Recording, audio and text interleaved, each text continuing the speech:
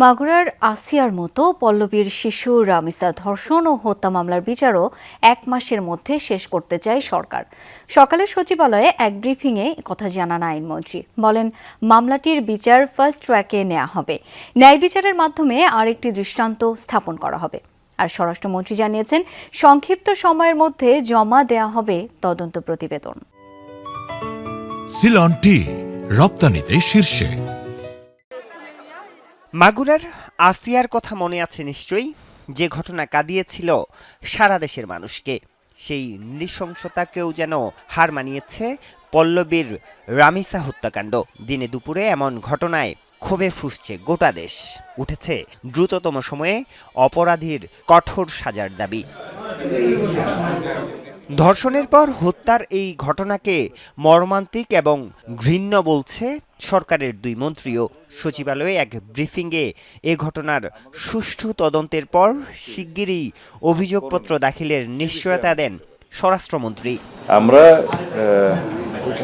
দায়িত্বে আসার পর এ পর্যন্ত যতগুলো হেনিয়াস ক্রাইম এই জাতীয় হয়েছে, আপনারা কি কেউ একটা ক্রাইমের ক্ষেত্রে বলতে পারবেন যে পুলিশ সর্বোচ্চ চেষ্টা করেনি এবং সংক্ষিপ্ত সময়ের ভিতরে তারা অ্যারেস্ট করতে পারেনি? একটাও নাই। On the basis of this 164 statement এবং আরও সংক্ষিপ্ত তদন্ত যেটা করতে হয় করে চার্জশিট দাখিল করাটা খুব বেশি দিন লাগবে না। তো সেই ক্ষেত্রে আদালতের কিছু প্রসিজিওর আছে। এদিকে নারী ও শিশু দমন ট্রাইব্যুনালেই স্বল্প সময়ে এই হত্যাকাণ্ডের বিচার নিশ্চিতের কথা বলেন আইনমন্ত্রী।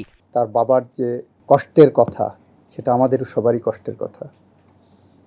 আমাদের পক্ষ থেকে এই বিচার প্রক্রিয়াটাকে সামনের দিকে দ্রুত সম্পন্ন করার জন্য যা কিছু করা সম্ভব আমরা সবটুকুই করব। আমাদের কাছে আসিয়ার মামলাটা একটা এক্সাম্পল আছে, ওটা 1 মাসের মধ্যে শেষ করেছিলাম। ওই এক্সাম্পল ধরে যদি আমরা এগিয়ে যেতে পারি চেষ্টা করব।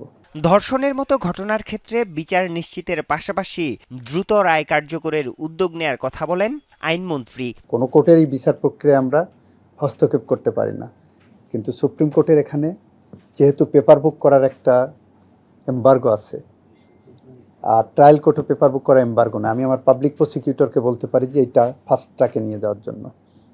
জজ সাহেব বাকিটা দেখবেন।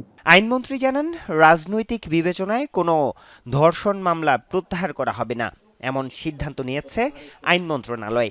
অন্য যে মামলায় যে আসামির বিষয়েই আমরা বিবেচনা করি না কেন, রেপ মামলা আমার তালিকাতে আসবে। আরিফুর রহমান সবুজ, যমুনা নিউজ, ঢাকা।